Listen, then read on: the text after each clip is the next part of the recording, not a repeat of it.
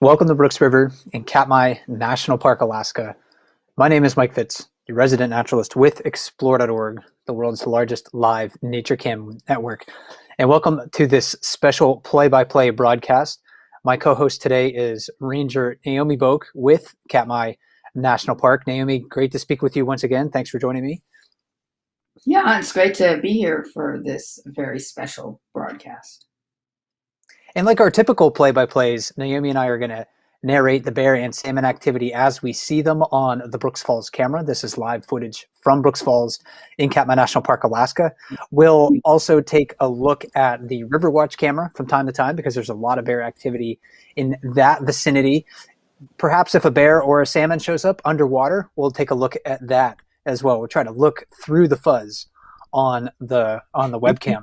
But we call this a special play-by-play because we're also going to introduce the contestants for this year's Fat Bear Junior competition. And it's the first ever Fat Bear Junior competition.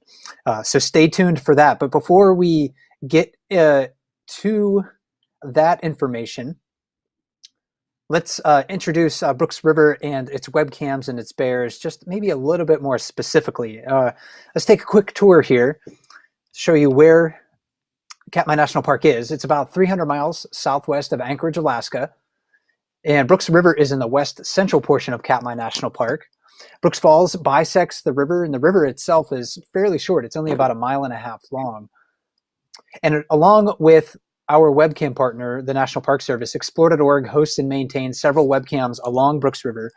The signal from those webcams is sent via radio signal to a couple of radio repeaters on the top of Dumpling Mountain, and then those repeaters send the signal out to the small town of King Salmon about 40 miles away. And that's how the webcam signal gets to the rest of the world.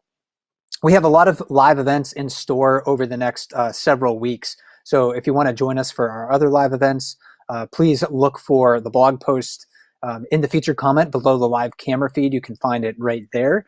And also, if you're a teacher or you know a teacher, please consider joining Fat Bear Week in the classroom. You can find more information about this in the featured comments below the live camera feed. But we're looking to answer questions from students around the country and around the world. So please take a look at that. Find that link again in the featured comment below the live camera feed. And we would love to answer as many questions from students as we can. Naomi, though, I mentioned at the beginning of the broadcast, this is a special sort of play-by-play, and we've never really done one quite like this before, because the bears at this time of the year are reaching their peak body mass for the year, and they're working towards gaining the fat reserves that will sustain them through winter hibernation. And we're looking at 3 pretty big adult males at the waterfall right now, 856 in the jacuzzi below us, and then a couple of others on the far side. But Fat Bear Week is coming up pretty quickly, and let's say, maybe I want to ask you, how eager are you for Fat Bear Week to begin? I'm very eager, but of course, we all have a lot of work to do to get there. But oh my God, the competition is amazing this year. So Yeah, and I'm really looking forward to it. absolutely. And if you're not familiar with Fat Bear Week is a tournament where the public decides who they think is the fattest, most successful Brooks River bear of the year, because fat is the currency that these bears survive on. It sustains them through winter hibernation.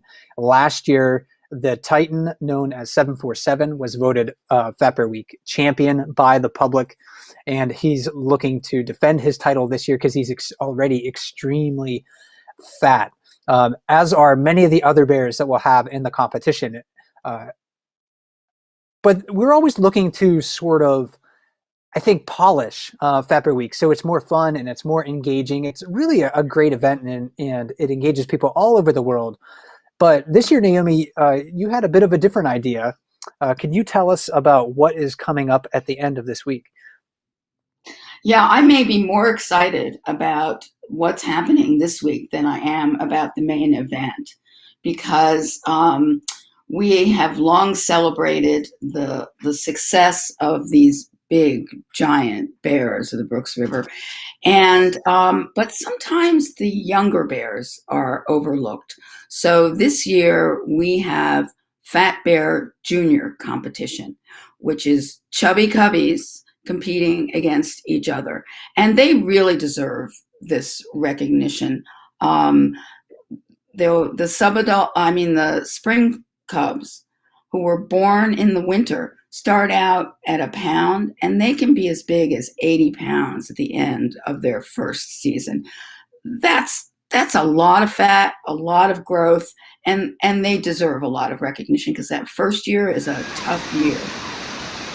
And then the yearling cubs, um, who will be competing as well, they can double their size in their second season. So we honor these big, fat, successful cubs in Fat Bear Junior, and there'll be 2 head-to-head competitions, and the winner of Fat Bear Junior gets to compete against his or her elders. So very exciting addition to the Fat Bear competition. It is, and actually, this might be the toughest for me to predict. I usually am pretty good. I don't always pick the ultimate winner of Fat Bear Week, but I'm pretty good at picking the matchup winners overall. I have a fairly high success rate, but I'm not sure about this one. So let's get to the first matchup in Fat Bear Week Junior, and again, this starts on Thursday, September 23rd at fatbearweek.org. And this matchup is between 132's darker spring cub and 909's single spring cub. So this is a match of first-year cubs overall. And let's take a closer look, perhaps, at 132's spring cub first. So she was this bear is originally part of a litter of 3 cubs. So the spring cub is one of just 2 surviving members of that litter. The family arrived in early July. The mother bear of this cub is number 132 is an experienced mother. She's used Brooks River every year since 2009. But perhaps to provide her cubs with a greater level of security, we really didn't see this bear family at Brooks Falls, especially in early summer. It seemed like they were hanging out downstream, maybe away from the high concentrations of bears at Brooks Falls. So 132 and her cubs fished the areas farther downstream. They were frequently in the vicinity of the bridge in the lodge, so they certainly encountered people, and they ventured near buildings from time to time. And this cub, like 909, who we'll introduce in just a bit, 909's cub, this cub experienced rapid growth, even though it wasn't exposed to the most productive fishing spots at Brooks Falls. So like other spring cubs, it may look small, but this cub probably weighs, more than 60 pounds right now. And it could easily put on another 10 or 15 pounds by the time it goes into the den. So this is the first competitor in our Fat Bear Junior. And that's a floof. That is a chubby cub, Naomi. But this bear's competition, actually, I should clarify, we don't know if this bear is male or female yet. But this bear's competition is not necessarily a small fry either. Oh, no. This is the spring cub of bear 909. And she's been quite a star on the cams. And a star of concern. Her mother, 909, is very young. She's five years old, and bears just reach sexual maturity at about that age. And 909 arrived with 2 spring cubs, but lost one of them. We don't know how. Very early in the season, and because 909 is a very inexperienced mother, her first litter at a very young age, she frequently would just leave her cub behind and search for fish. And oh my God, is that cuteness personified or bearsonified? It's wonderful. So this cub has become very self-reliant. 909 is a champion lip fisher, And she really didn't have access to the lip this year very much because bear 128 and her two yearling cubs dominated the lip. So she was kind of desperate for food, and she'd try and tree this spring cub, and this spring cub didn't like it. I was at the falls frequently when this spring cub would complain, move down from the tree, try to follow mom. So it is a very self-reliant little bear, and really has gotten that fat on its own in many ways. Although mom does nurse and does share fish with this little cub, but certainly worthy of the recognition to compete in Fat Bear Junior. Absolutely. That's not a, it started out as a very small spring cub and has grown into a substantially sized spring cub. So that's our first matchup on September 23rd, but there's another half to this bracket in this mini tournament for Fat Bear Junior. And the next pair of competitors that we have are actually a pair of yearlings. So this pits 128's dark yearling against 435 Holly's yearling. And both of these bears have their own personalities that I think are fairly distinctive. We see personalities and dispositions develop in spring cubs, but we certainly start to see that become more obvious in the yearling bears. And both of these bears are sizable animals. They kind of look small next to mom, but that's only because they're really next to mom. Let's take a closer look right now, actually, at 128's yearling specifically. So this is a female second-year cub. So when we talk about yearlings, these are second-year bears. I kind of describe this bear as having a little bit of long legs, but that's somewhat typical for yearlings. They kind of look a little bit lanky, especially in early summer, but by late summer, they're quite pudgy. And her fur by late summer was slightly darker brown than her sibling. So she has one sister in this litter. Her fur is also very grizzled, sort of around the face and neck, and her ears are conspicuously blonde. Behaviorally, though, this is a very interesting yearling to watch because this yearling and her sister have really benefited greatly from their mother's bold defensiveness. Grazer is one of Brooks River's most defensive mother bears, and she often preemptively confronts and attacks much larger bears, including some of the river's most dominant males, in order to assure that her cubs are safe. And that has really given Grazer a reputation of being a defensive mother and given her cubs access to the lip of Brooks Falls. And on the lip of Brooks Falls this year, we saw Grazer's dark yearling follow mom's lead. She sometimes approached other bears looking for salmon, and by the end of the summer, she was frequently catching salmon on her own on the lip of Brooks Falls. And that's a skill that sometimes takes larger bears and older bears much longer to learn. So I think this bear is really set up for success. And we can say probably the same thing, Naomi, about its competitor in this second half of Fat Bear Week Junior.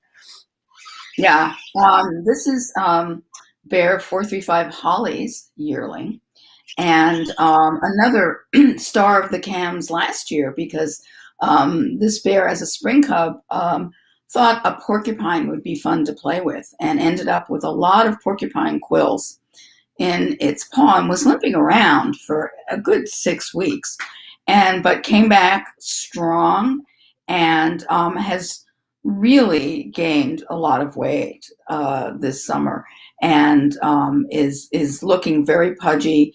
Now, what's interesting about this bear's behavior is that she is fearless around humans, very curious, not afraid. Some of you may know that last year this darling cub followed me off the Valley Road and would not take no for an answer and only left me alone when Holly huffed at her to come back. And this year, that's continued. This cub, when in camp, doesn't listen to the bear texts. It's like, oh, who are you? And is frequently in camp with Holly. And but when this cub is at the falls, it's more comfortable now, as you see in this video. But for, I'd say, the first half of the summer, would stay back with Holly in the riffles, did not like to be in the current, couldn't manage to get through that strong current. And when it was finally at the falls, it was really intimidated by the other bears, which I think is kind of interesting because it was more intimidated by the bears than the humans.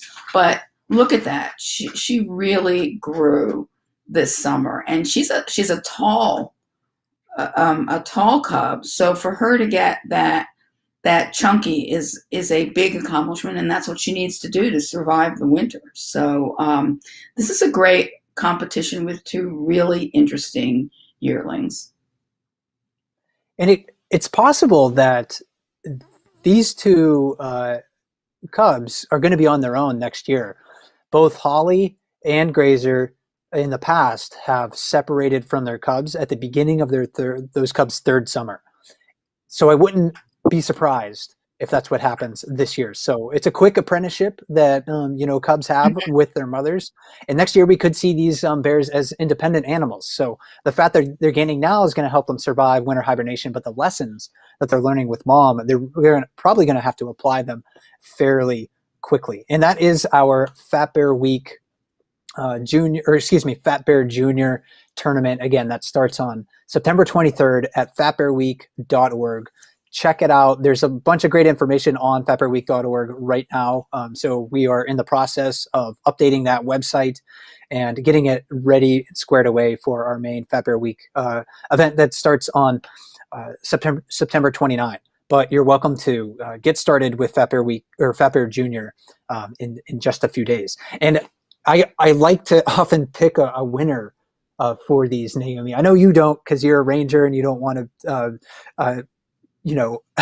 have any, I guess, implication of bias in this event. But I don't have those same inhibitions. So you're picked? So, yeah. So, but this one, I just don't know. I'll tell you what. I guess if I had to go out on a limb, I probably would say Grazer, 128 Grazer's yearling. But man, I'm really unsure. I don't think I would place a solid bet on any of these bears to win right now. So this would be really fun. I'm looking forward to this. Have you checked the odds in Vegas yet? Not yet, but my brother did ask about that. Are they betting in Vegas yet? So I'm not quite sure. We'll see. Well, we'll see what happens. After tonight, they probably will. And Mike, our viewers should know that although we are doing this launch of Fat Bear Junior and we're doing a play-by-play, you and I are not in Brooks Camp. We are in New England. That's right. Yeah, we're not live on location at Brooks River. We kind of wish we were, but there are sometimes circumstances that prevent you from traveling, for example, like a pandemic or ends of seasons and things like that. So we're connecting remotely, and we're watching the same camera feed that you are watching at home right now. And if you're just tuning in, thanks for joining us today. This is a play-by-play. My name is Mike FITZ with Explore.org. My co-host to talk about brown bears and salmon at Brooks River is Ranger Naomi Boak from Katmai National Park. And Naomi, you were at the river, I think, as recently as Thursday or Friday, if I remember correctly. Friday. So at the waterfall, over this weekend, it seems like we've been seeing a little less bear activity than we saw earlier in September.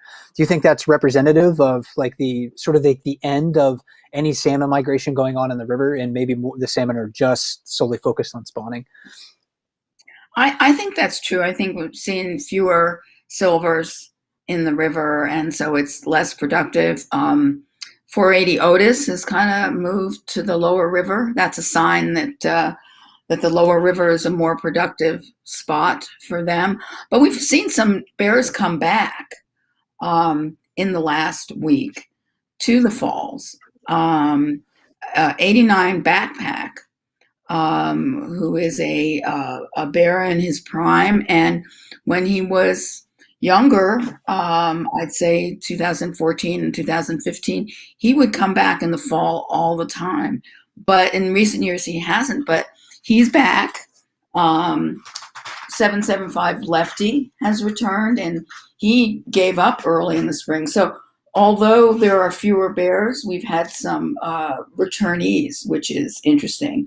But these two bears, I think, am I correct that these are two brothers from different litters? I'm not sure. I think the one in the back might be a different adult male. It looks like the one in the foreground is 812, but the one in the background, I'm not 100% sure, and it could be number 474. But we're seeing perhaps a little bit of an interaction between two bears right now, and maybe not necessarily a confrontational one, but it could be, maybe more of a do-si-do or just ignoring each other. Sometimes, bears at Brooks River can be quite friendly with one another. We think of bears as competitors and survivors and very hungry animals, and while their reputation is that they're going to fight all the time, but most of the time they're settling their disputes without coming to physical blows. And often we see instances of bears being very friendly with one another, especially when they are well fed. And bear 812, who's at the right of the screen, is a very friendly bear. He's young. He's only 6. He's a young adult. So he still is a little more social. And I love your term, do-si-do. I'm going to use that from now on. Yeah, sometimes people have to do that at Brooks River when you're working around bears, just giving bears a little bit of space. If you move preemptively away, then the bears are likely to just kind of go about their business. And 812 here is one of those young adult bears that is growing rapidly. And we see him now in the jacuzzi, the plunge pool, the large plunge pool below Brooks Falls. This is a spot that he wouldn't necessarily have had a lot of access to when he was a younger bear.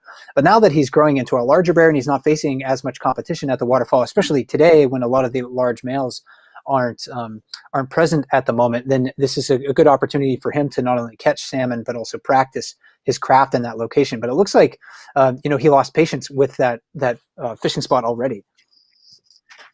Yeah, if they're not a lot of silver salmon, which is the run that comes later in the season, if they're not jumping, then that plunge pool is not going to have a lot of fishing opportunities in it. So we're certainly seeing, I think, fewer bears fishing at Brooks Falls at this time of the year, but that's typical. It's really not common to see a lot of bears fishing at Brooks Falls in September. What is more common is to see more bears scavenging salmon in the lower river. And sometimes it's really hard to get on the webcams an understanding of how many bears can be just floating in this vicinity looking for dead and dying salmon. Sometimes the cameras don't see them, or they're just hard to see because the bears are at a distance. But Naomi, when you're on the bridge, when you're walking across the bridge at Brooks River at this time of the year, it's very common for you to be able to see 6 to a dozen bears, sometimes maybe even two dozen bears within your line of sight. Yeah, I mean, absolutely. There have been 10 to 12 bears down there. And when you hear the anglers complaining because they can't fish, it means there are a lot of bears down there. We've seen a number of the family groups down there. It also means that those family groups come into camp a lot and they're on the beach, which we don't have a camera there on Naknek Beach. But it's a highway for the bears to get to and from the river to some of their resting spots. And it's been a super highway, an interstate, if you will, for bears in the last few weeks. And Brooks Lodge is just to the right of where the camera is looking right now. So great view of Dumpling Mountain, a beautiful day in Katmai right now. And September is one of my favorite times of the year at Brooks River, just because you can have days like this where the temperatures are comfortable, you get a calm day with lots of sunshine. It really is a beautiful scene. And this is about, let's say, a kilometer downstream of Brooks Falls as the water flows. And this is where a lot of the salmon are going to collect. So if we take a look at this map here on the left-hand side, the star on the left marks Brooks Falls and the Brooks Falls camera. But as the river flows in this image from left to right, when the river gets closer to Naknek Lake and the river's outlet, the current really slows down. And there's a lot of eddies and meanders and slow-moving portions of the river in that area. And that is where salmon, dead and dying salmon, collect after they finish spawning. So especially if you were able to watch the cameras, either the River Watch camera that we're looking at right now or the lower river camera in the morning hours, right around sunrise Alaska time, and that's -4 hours from Eastern time. It's so you don't have to get up too early if you're on the East Coast, like Naomi and I are right now. You can see a lot of bears utilizing this area because salmon continue to drift downstream and die overnight. And bears, they get hungry in the morning. They want breakfast just like us. So we're catching a little bit of a glimpse of a bear behind the grass, just doing its thing that is very common for bears at this time of the year, looking for anything that can't swim away. There are also a lot of birds coming through, migrating through. We had sandhill cranes in the last week, and there's I think we just saw before the camera moved the cormorant that's been hanging out on the lower river. And there comes another bear coming our way. Mike, I have a question for you about the male bears. So we're not seeing a lot of bears at the falls, and we don't see a lot of male bears in the lower river yet. I mean, Otis will be there. We just don't see a lot of them. But we see them later. Where are the males now? It's difficult to say. We see them, many of them fishing at Brooks Falls. We'll see 856 up there, one of the river's most dominant bears. We'll see 747 up here. We'll see Otis up here as well. But a lot of those bears will, try to fish the falls as much as possible. They can just, they're so big, it seems like they can afford to just sit and wait for salmon to come to them. And a lot of them are so far ahead in the game that maybe they don't need a whole lot of salmon at this time of the year, even though they might be experiencing a lot of hunger. But when we look at what looks like, I think in the background there, just right up against the far bank, it looks like maybe Otis scavenging some salmon. For some reason, Naomi, it seems like many of the adult males aren't quite comfortable approaching the bridge area if people are active. If you want to see some of the bigger adult males in the lower river area, I think watching the webcams right around sunrise or sunset is a great time to do that because human activity is a little less during those periods of time. And some of the bears that are a bit more cryptic or maybe will fish at Brooks Falls, but not fish the lower river when people are active, we have a better opportunity to see them at those times of the day. So it could be the fact that they're finding enough success at Brooks Falls that they don't need to come downstream and eat dead salmon when they can catch live salmon elsewhere, or it could be a matter of in their minds is a competition for space or over space between them and people, even if we're doing it unintentionally. Just our presence in the area can have an influence on the behavior and the movement of the bears itself. Yeah, I mean, I've often seen 480 Otis in the lower river very early in the morning. He frequents it, and then also in the evenings, going out to the beach or to the bridge is a great place to see a number of bears, a lot of subadults and young adult males out there in the evening. And Otis here, again, on the far bank on the right side of the screen, right up against those leaning trees, he can have, and a lot of the bears that utilize this area, they can have a really high catch rate. Even though the salmon are dead and they don't contain as many calories in them as a live salmon, maybe they've experienced too much decomposition, or of course they've spent a lot of energy in their migration and spawning efforts, and salmon don't eat in fresh water, so they're basically starving while they're doing all of this. But Otis and other bears can move through the lower river at this time of the year and find and eat dozens of fish per hour, especially in the morning hours. It seems like that's a really high, or a time of the day with a really high level of fishing productivity for the bears. I've also seen a number of bears grazing this time of year,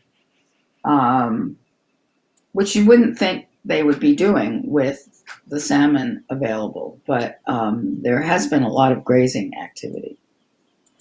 Any comments about that? Well, it's I suspect there's a lot of salmon available, so the bears aren't grazing on grass because they're starving and they're waiting for another food. At least in this location, that might not be the location in other parts of North America. When if a salmon run fails, for instance, bears might try to turn to alternate food resources to make a living and survive. That's not the case here at Brooks River. The salmon run was fairly strong, although the sockeye run arrived a little bit late. But salmon are a really great food for bears, but maybe there's some micronutrients or something else that's missing in their diet that a little bit of roughage can provide them. Their stool also is extremely runny at this time of the year. And it's not pretty when you see them go to the bathroom. They'll do it in the forest, in the grass, and in the river as well. It's if you're eating a raw salmon diet that's like these bears and many fish per day. I mean, it is very loose. To say the least. So I perhaps having more fiber in the diet could help with that. But looking at the same sort of cohort of bears that we saw earlier in the broadcast, Naomi, maybe 474 on the far wall there, sticking his face in the water. 812 moving away from that fishing spot, and you could see how tolerant he and that other bear were, just sitting almost in the exact same spot. That might be 820.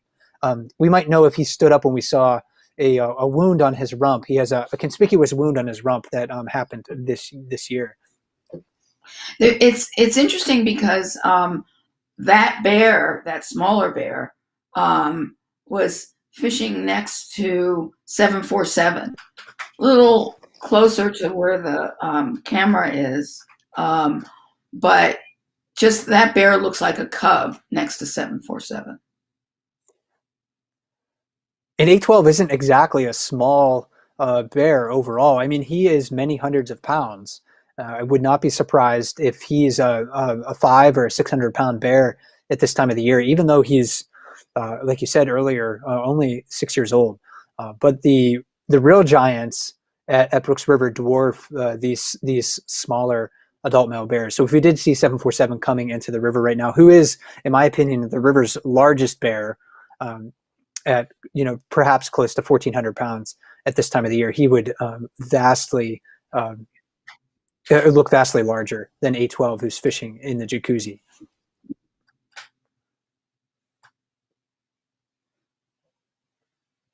Looking downstream now into the riffles. Yep. Our camera operators are giving us these views today. So if you're ever wondering who's driving the cameras, how that happens, I know that's one of our frequently asked questions, actually. There's no artificial intelligence as of yet that will follow the bears, but we do have humans working behind the scenes to drive the cameras. So thanks to all of our camera operators who have worked almost 24/7 since the bear cams went live back in early June to give us these wonderful views. In the riffles area, about 100 yards downstream of Brooks Falls, Naomi, is a spot where bears sometimes can find live salmon at this time of the year, but often they can also scavenge dead salmon that might be caught up in some driftwood or down logs in that area. And there's some spots that are good for spawning at the riffles, and some gravel and rocks, so good for spawning, and also to better for catching salmon for them. It's a great place to watch bears on the riffles, and also gives you a great view of the falls. And these bears, you can see that they're being fairly methodical and in their activity at this time of the day. The bears at the falls are sitting and they're waiting for salmon to come to them. The bears in the lower river or in the riffles area or farther downstream are just kind of moving through, again, waiting for anything to spot anything that can't swim away, any dead or dying salmon, or occasionally if they find a live salmon that's not paying attention or seems vulnerable, they might chase it. But you're not going to see bears at this time of the year, for the most part, running through the river looking for fish. And that's something that we saw them do almost as if they had like a desperation to fulfill or to sate their hunger back in July. But right now they're experiencing a profound hunger, yet they are going about their business in a different manner to try to sate their hunger.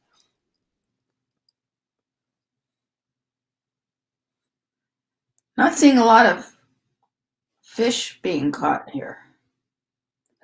It's been fairly slow at Brooks Falls in particular. Uh, 474 in the background there. Again, if my ID is correct on him, he caught one earlier in the broadcast. But that's been it so far. And there have been times where we've done these play-by-plays, Naomi, where we can hardly keep up with the amount of fish being caught. And sometimes a bear will catch, many fish within an hour and taking tens of thousands of calories per hour. And that hasn't been happening today. But bears are, again, masters of patience. They know that they're probably not going to expend much more energy sitting in the water than if they were sitting on land. So if they know that a food reward is likely, if they're patient, then they can sit in a single spot for many hours waiting for that food to come to them. I mean, it's interesting to think about 480 Otis's behavior now versus his fishing at the falls, because we think of him as the Zen master, just sitting there face down. A fish has been caught. But what I finished my thought about Otis is that Otis downriver is walking a lot. So it's a different fishing technique for him. Yeah, Otis loves this spot on the far side of Brooks Falls where we're seeing the bear eating that salmon right now. And really, I think that was a great example of how patience does pay off. This bear hasn't been catching a salmon at a high frequency, relatively speaking, but it's caught 2 salmon so far during this broadcast. And even if like a sockeye salmon, for instance, contains about half the calories it did when it first arrived from the ocean at this time of the year, it's still that bear probably caught or it's still consumed maybe close to 3,000 calories, 4,000 calories in just the past half hour or so. So a good meal for that bear. And that was a nice sockeye salmon, maybe one that was looking for just the right spawning site, or maybe it got chased into that area by another salmon that happened to be competing for a spawning area in that vicinity. Like you mentioned, Naomi, there's really a lot of great spawning habitat downstream of Brooks Falls with the sort of like the pea-sized gravel in the riverbed in that area. It's really, really good spawning habitat for the fish. And we can't really see the size of that bear because it's in the water, which is how we find them most of the time. But look at that bear. That is a big bear. In being very active in the way it searches for fish, it's not moving from spot to spot, but it's frequently sticking his face in the water. And that's something that we don't see every bear do in this far pool. A lot of them will prefer maybe to just sit there and stare at the water instead. Otis is famous for that. A lot of people think he's a very zen in his fishing style because he is much more willing just to sit there and focus on the water in front of him instead of sticking his face in the water looking for salmon. So each bear has a slightly different way of utilizing these different fishing techniques. And that's one of the ways that you can get to know their individuality. You can look for physical differences between the bears, but also their dispositions and other characteristics of their behavior will help you to tell who from who.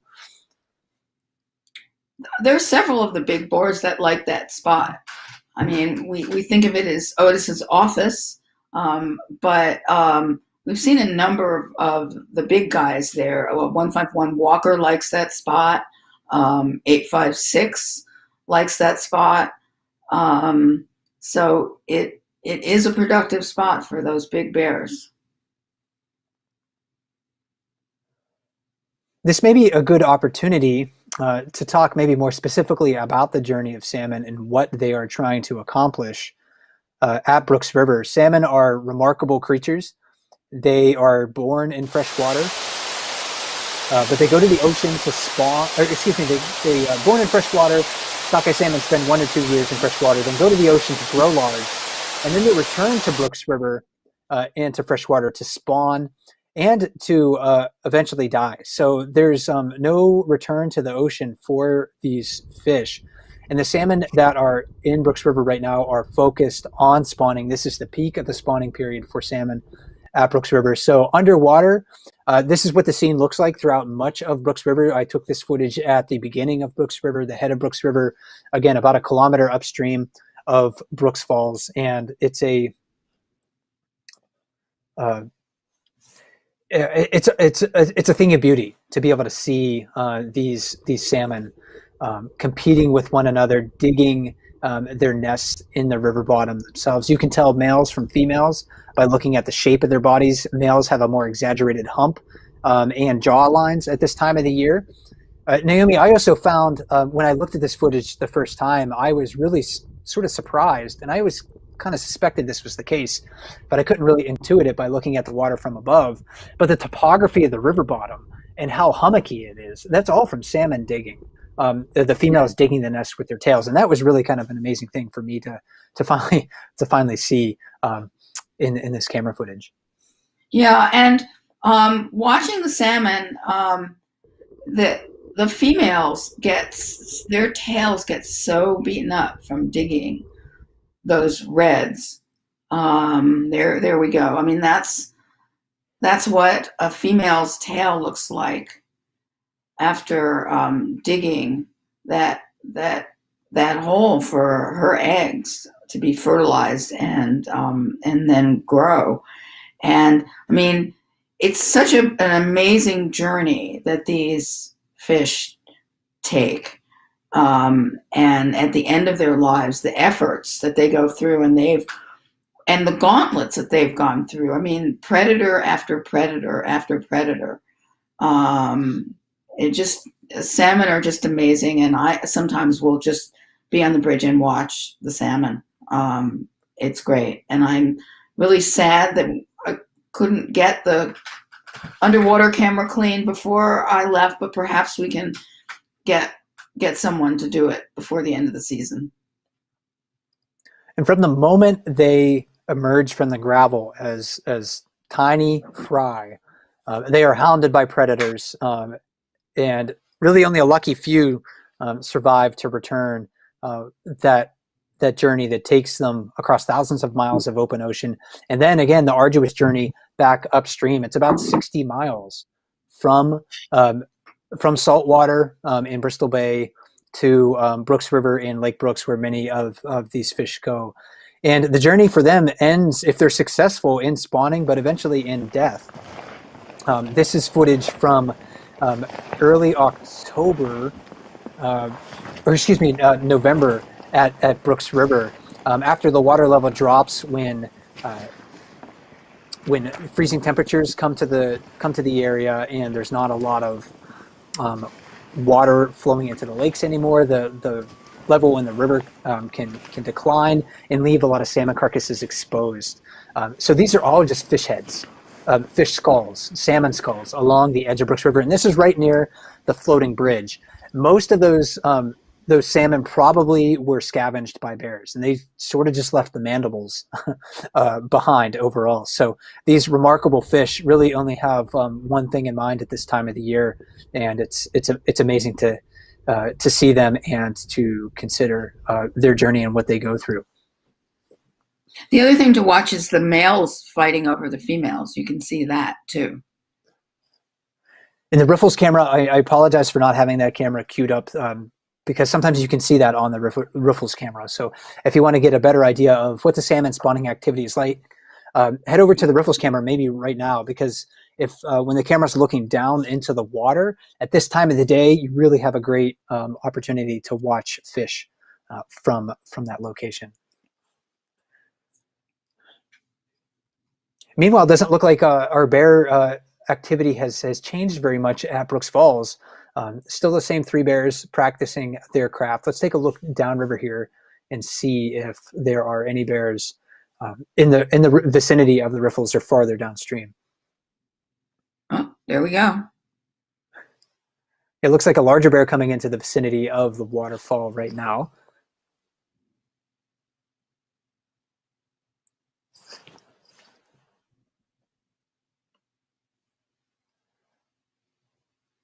Certainly a tall bear, Naomi, not one that I have would say that is as well filled in as we see many of the large adult bears at the river, though. This Yeah, bear is not unhealthy. It's not that skinny. Just not as big as some of the other fatter bears. probably a younger bear. Um, One thing and it's got a dead fish there. But while we're looking at the island, I want to talk about how the river changes. And um, rivers, one of the wonderful things about watching a river over time is how it changes. And this island has diminished in size greatly over the years. There used to be a tree there, it is no more. A nice bare tree for dominance displays. Um, but all through the Brooks River, there are changes in its flow and therefore where the salmon are. So something to keep in mind when watching this river over years, which you get to do on Explore. That island actually used to be mostly covered in tall willows. So, over time, the bears have sort of pummeled it down to where it barely holds any grass at this time of the year. So if you see a picture, like a panorama shot of the Brooks Falls area, you can almost date it a little bit by looking at the amount of vegetation on that island. If it's a color photo, from the 80s or early 90s, it probably is going to have a lot of vegetation on that island, or even into the early aughts, the early 2000s. But anything in the last 5 years is really going to show very little tall vegetation on that island. And right now, as you can see, there's none.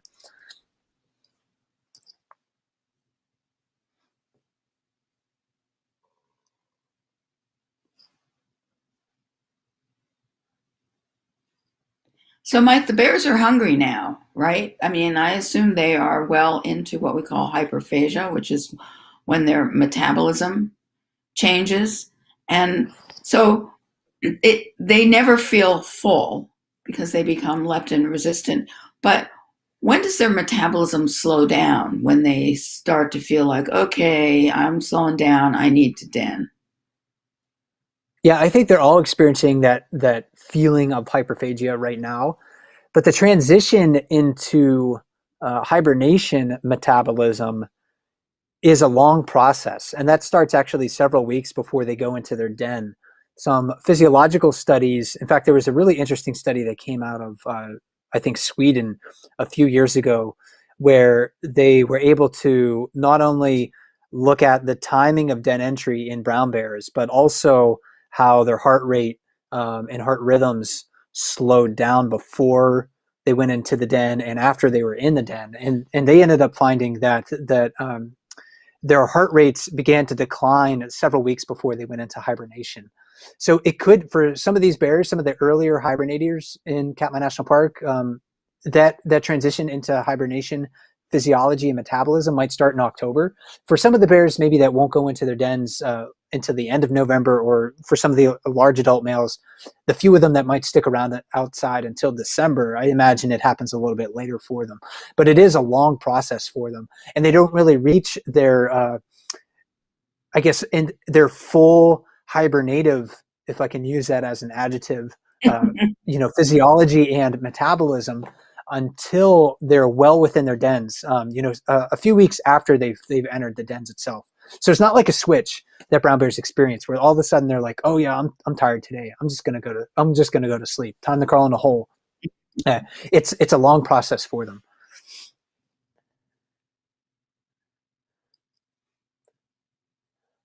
So I assume you're like me, you don't know who this bear is. Yeah, I've been watching this bear now that we're getting a better look at it. But yeah, maybe not a full-grown adult overall. But I'm not going to venture a guess. If I am wrong, it causes a little bit too much confusion amongst the bear cam audience. So, but a great look here from our camera operators of how meticulous bears can be when they're scavenging salmon, looking for anything that's really worthwhile for them to eat, and if they're not particularly hungry, then leaving a lot of parts behind. You can see how it's using its claws and its lips to maybe try to pull some of the less uh, uh, some of the less preferred parts of that fish um, away, or keep it away from its mouth.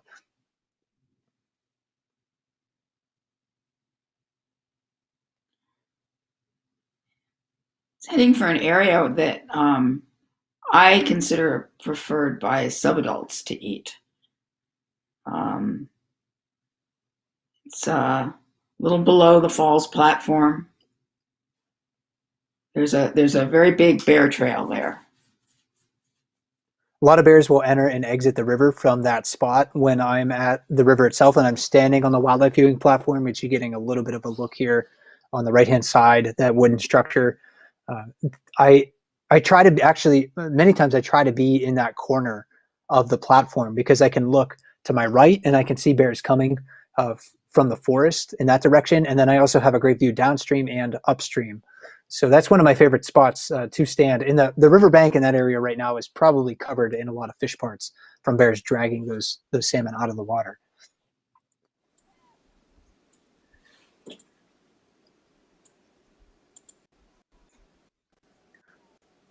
Downstream, a single bear here looking again for anything that can't swim away. This area of the river, Naomi, can vary. I think you know it better since you spent a lot more time at the river this year, especially later in the year than I have. But this part of the river can really vary in its depth. Sometimes we see bears diving in this vicinity, but a lot of times it seems like the bears are able to kind of float through the water and then sort of stand up on their hind legs and pick things up on the ground that look appetizing. Yeah, there's a lot of standing, like this bear, right? Just the river level is definitely lower than it was at the beginning of the season. With there was a lot of snow melt, um, and so the river was very high. But yeah, you see a few bears diving, but mostly they're snorkeling. Sometimes they're standing up, or a fish will just float by, and they can grab it, and then they'll stand there. And if anybody's ever kind of curious about the relative depth of the water where they're happening to see a bear, if you see that bear that you're watching catch a fish and stop to eat it in that spot, that means the bear can touch the bottom. I don't think I've ever really seen a bear eating a fish where it can't touch the bottom itself, with the exception of cubs. Sometimes cubs will do that just because they're so small bodied. But the independent bears, even the young subadult bears, they seem to really prefer having some purchase, some firm footing to put their feet on. And if the water's too deep for that, you'll see them swimming with their catch to a shallower part of the water where they can stand. And that's especially important when you're watching the other camera that we have at the lower river, the one that we actually call the lower river camera. When you're looking out at Knockneck Lake and you're seeing bears scavenge in that area, you can get a good idea of how deep the water is by seeing if a bear is standing still eating its salmon. And brown bears and katmai can be anywhere from independent bears at least, anywhere from like 5 feet tall up to some of the largest bears, close to 8 or 9 feet tall. But we typically don't see the really, really big adult males in that vicinity. Most of the time it's going to be these independent juvenile bears that we call subadults, or it's going to be female bears. Um, this last week, I was trying to get pictures of 480 Otis out of the water. He did not oblige, but I had glimmers of hope every once in a while, because he would get a fish and he would swim over to a piece of land or the island, but he just have his paws and his head on that so he could get a good grip on the fish and eat it. Didn't like to eat it in the middle of the lower river. He would find a piece of land, but he would never get out of the water to do that. And I think for many of these bears, especially the larger ones that are carrying a lot of body mass, it's just easier to be in the water. It's easier for them to float than it would be to climb onto land and walk, across dry ground or sodden ground. So for them, it's probably more efficient and easier on their bodies just to remain in the water as much as they can. And I think Otis is just a great example of that. Yeah, I mean, we don't run into Otis on the Falls Trail. He uses the river.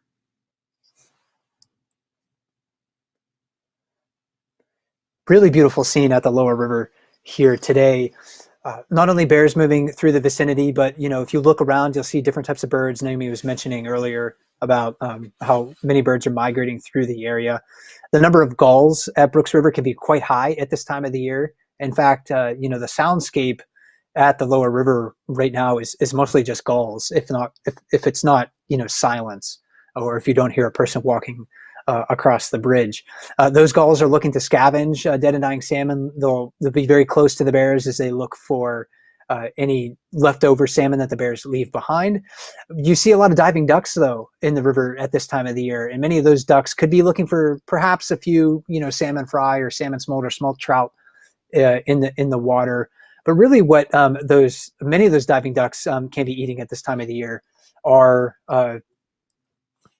salmon eggs. And there's a lot of free salmon eggs drifting in the water that don't get deposited in a nest. They get kicked out of a nest during the spawning events, or they get dug up by another female as she moves into that same spawning location. So many of the birds are getting quite full and quite fat, like the bears, on salmon, just a different part of the salmon. And this time of year, we also get visited by Bonaparte gulls. And most of the season, the gulls that you see are glaucous wing gulls, but the Bonapartes are a little smaller. They will fish much more than the glaucous wing gulls tend to be scavengers and hang around the bears for their meals. But the Bonapartes, you see them fishing a lot more, and so they come through. They don't stick around, but they come through this time of year as well.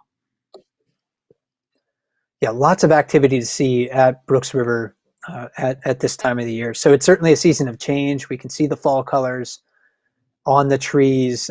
This is probably about the time of the year where fall colors reach their peak in Katmai National Park. You're not going to see, reds on the hillsides, but the birches and the willows and the poplar trees will turn yellow.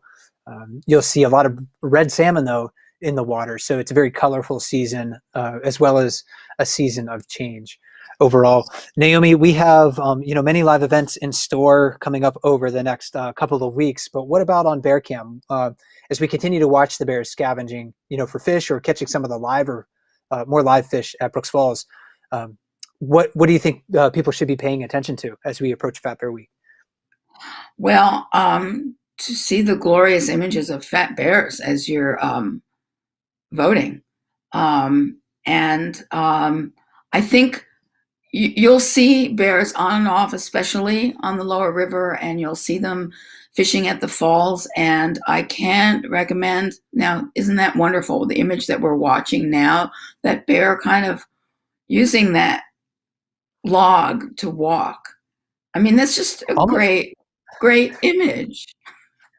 Yeah, almost like it looks like maybe like a little bit of stalking. Like, hey, I know sometimes some of those salmon that have already spawned and they're a little bit weak, sometimes they get hung up in these branches and they may try to swim away from me. But if I'm cautious about it, maybe I can surprise one. That really seemed to be what I read into that bear's behavior right there. Very interesting to see. Yeah. So see that, and then think about inspiration for your Fat Bear Week campaign posters. I love to see everyone's campaign posters. Some beautiful art, some very, very funny campaign posters, and enter the campaign poster contest and vote for your favorite campaign posters. Yeah, it's going to be a great week coming up this, this week with Fat Bear Jr. coming up on September 23rd and 24th.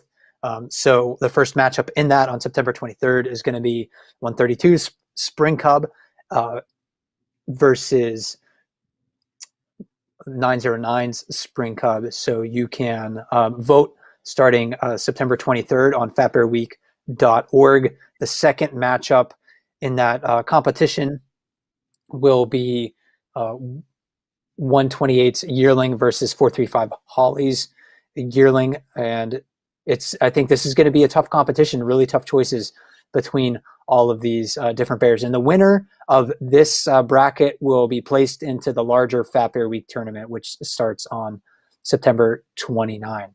So Naomi, thanks so much for joining us today and sharing your insights with everyone. Oh, it was a lot of fun, and please don't forget to vote for Fat Bear Jr. Mike, I'm a huge Bear fan, and